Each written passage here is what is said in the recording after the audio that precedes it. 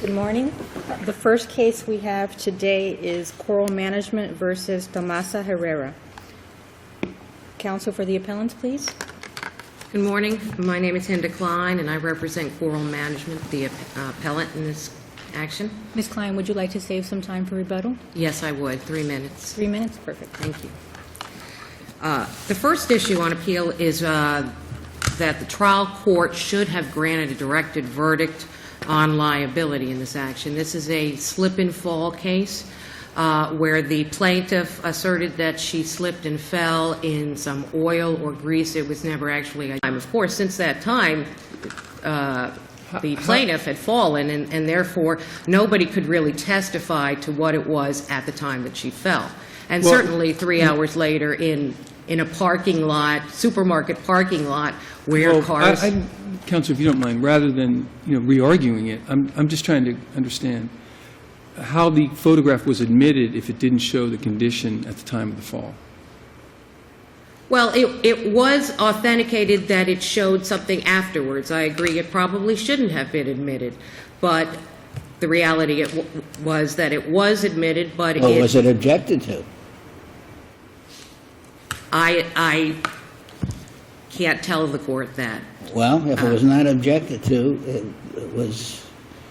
But the mere fact that there was a picture in evidence, as we cited in the Hannawacker case, doesn't mean that the picture is sufficient evidence to overcome a directed verdict motion.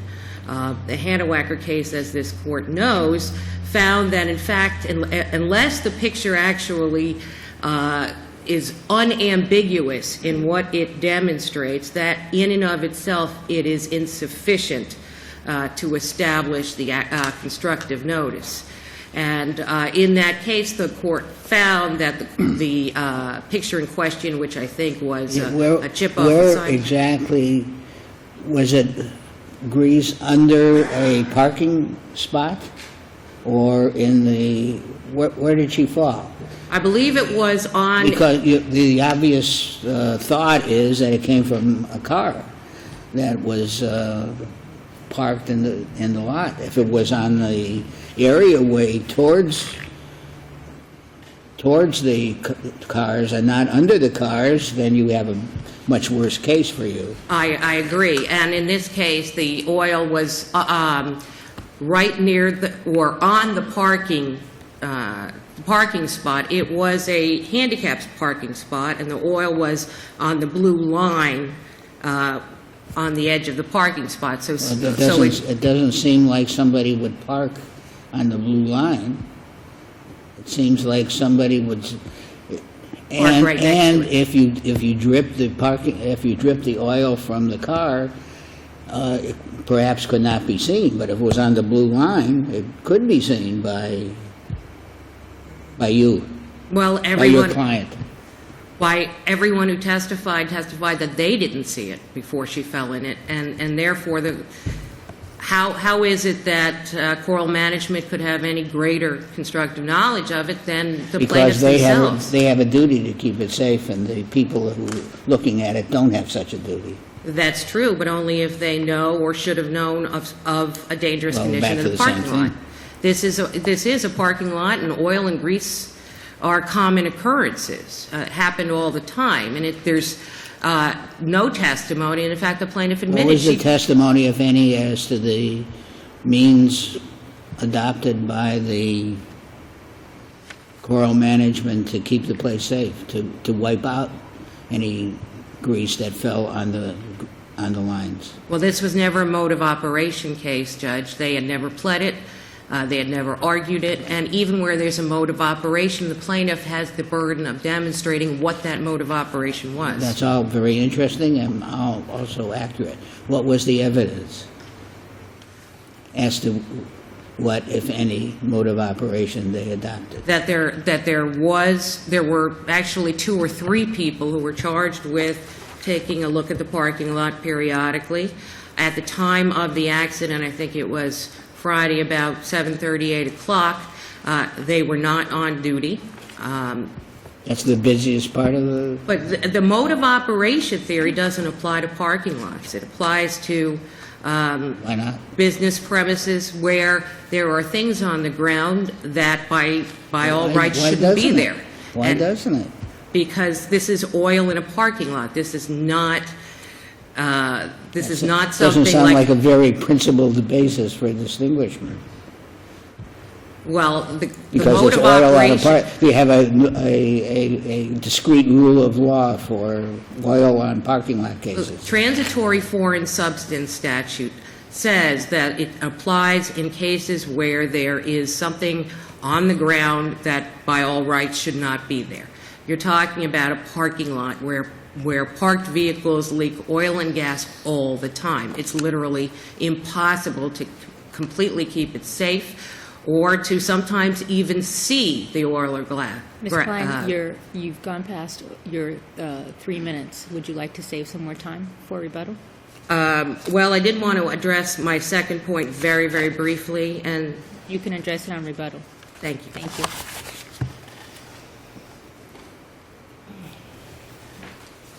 Good morning, Mr. Ginsburg. Good morning. May it please the Court. Arnold Ginsberg on behalf of the Appellee. I'd like to discuss very quickly the reply brief's challenge to the significance of the photographs and that long, lengthy, highlighted quote at page 8 of their brief from Hanwacker.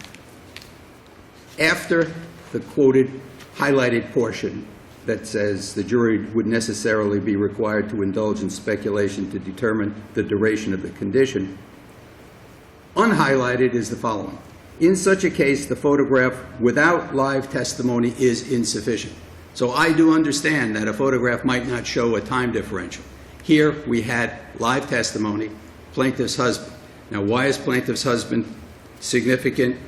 Seems to be this is a directed verdict case. In a light favorable to me, a lot of the inferences that we're talking about have been rejected by the Know jury. all that. What's the evidence?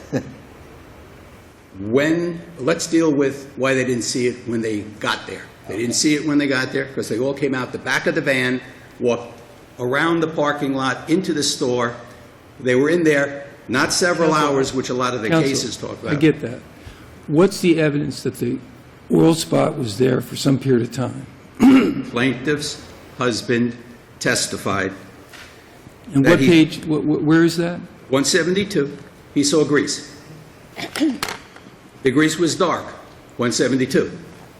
The grease had tire marks in it, 172, 173. Is that testimony, is he testifying, I mean, does the record reflect that he's testifying that that is what he saw roughly contemporaneous with the accident? Exactly contemporaneous. That's, if I can, right, and put it in perspective. And I can continue to answer the question with record citations, which is what the court was asking. But let me put it in perspective. The only two people, right, who walked down the ramp and down the handicap ramp for the first time when they came back from the store was the plaintiff, who was in front of her husband, and her husband. So for the first time, they came down the ramp. At the blue line, she slipped and she fell. Right? And at that point, the husband said what I just cited to, 172. I saw grease. The grease was dark. The grease had tire marks in it. It looked like it had been there for a long period of time. It was not clear.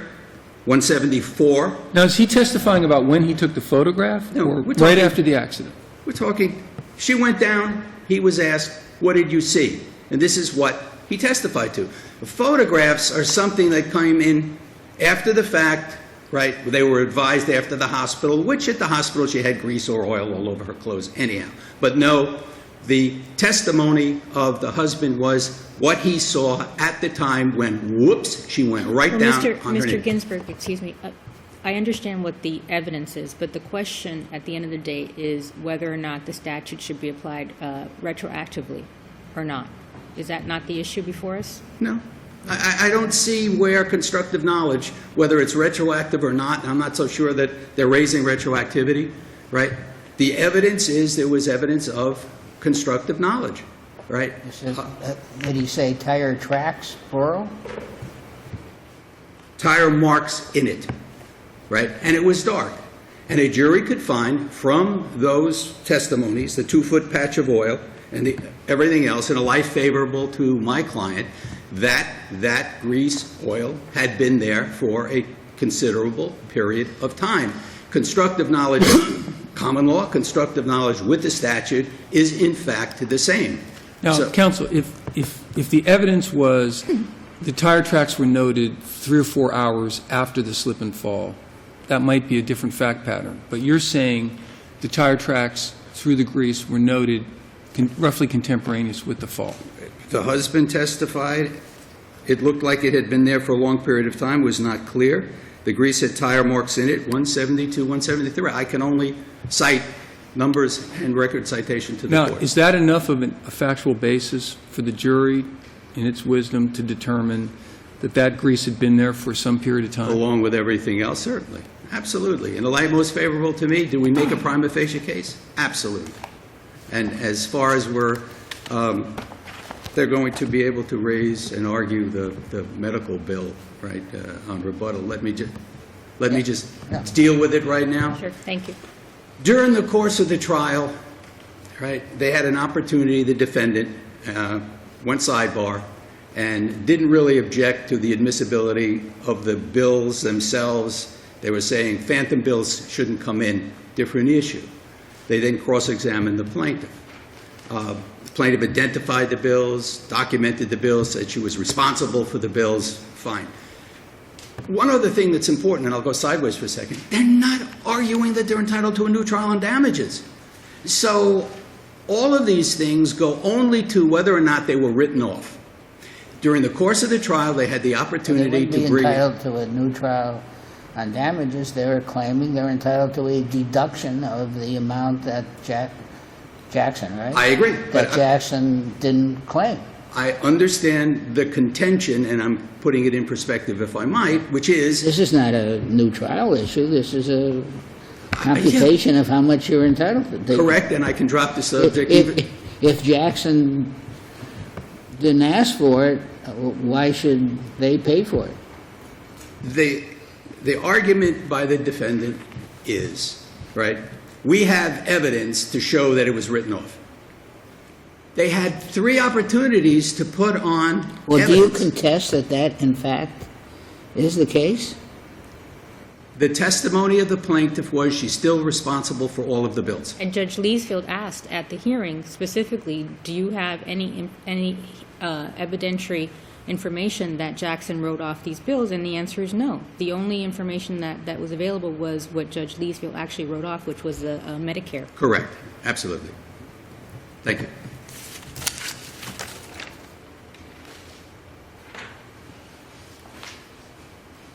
Thank you, Mr. Ginsburg. Very Isn't evidence that it looked like it had been there for a long period of time, isn't that enough? Actually, the testimony on page 173 was, and the grease that we see in the picture, there are some tire marks through it, correct? Yes. Jose never testified that there were tire marks through the grease at the time of the fall. What about 172? Yeah, Ms. Klein, please. We can look at the record, too. Please don't misrepresent the record. I am That's not appropriate. misrepresenting the record. I just reviewed the record. Well, and what about 172? I have 172 right here, Your Honor. What we saw in the blue light itself was there grease here. Can you describe for us what the grease was? It was something dark. Was there any grease on your wife's clothing? Well, the pants they cut off her at the hospital, it was full of grease. Can you show us in the photographs the grease that you were talking about right here on this blue line? Is that what your grandchildren went to photograph that night? Yes. Was there any question that night, Mr. Herrera, that your wife had fallen because of the grease in the parking lot? Yes, grease. Question, was there any doubt that that is what it was? No, it was grease. That was what it was. And then the next question, and the grease that we see in the picture, there are some tire marks through it, correct? Yes. Question, is that what you observed that night? Yes, inclusively, the rescue people said it was because of grease. He does not say that there were tire marks through the grease at the time that she fell. Was he cross-examined on it? This is his direct, I assume. This is his direct testimony, yes. Was he, this is the key issue to the case. Did he say anything? about that on cross-examination? It sounds like he's talking about the time that she fell. The only time he said that he identified the tire marks for the grease were Right, in the photograph your itself. Your He's- client actually had representation at the trial, correct? Yes. Yes. And they had the opportunity to cross-examine this witness, correct? Yes. So And he articulate for me from the record what the smoking gun is that shows that he did not witness the grease that was contemporaneous with the fall. All you had to do is say, you're talking about the tracks in the photograph. You're not talking about the tracks at the time of the fall. I mean, it's... Isn't it true, it's the Mr. most- Herrera, that you did not see these It's what the tracks case is about. when your wife fell, He correct? testified that he didn't see the grease before his wife fell. Before. Before. Before. But that doesn't mean he didn't see it when she actually fell. She fell on the grease. Well, and he was there to help pick her up. That doesn't mean that he didn't see it. My question is, your client was represented at trial, and I'm sure that they were represented by able counsel, and they had the opportunity to cross-examine. And obviously, this is a he said, she said case, and so where is it that it shows that, in fact, he didn't see the grease, and he didn't say that the tire marks were there after the accident?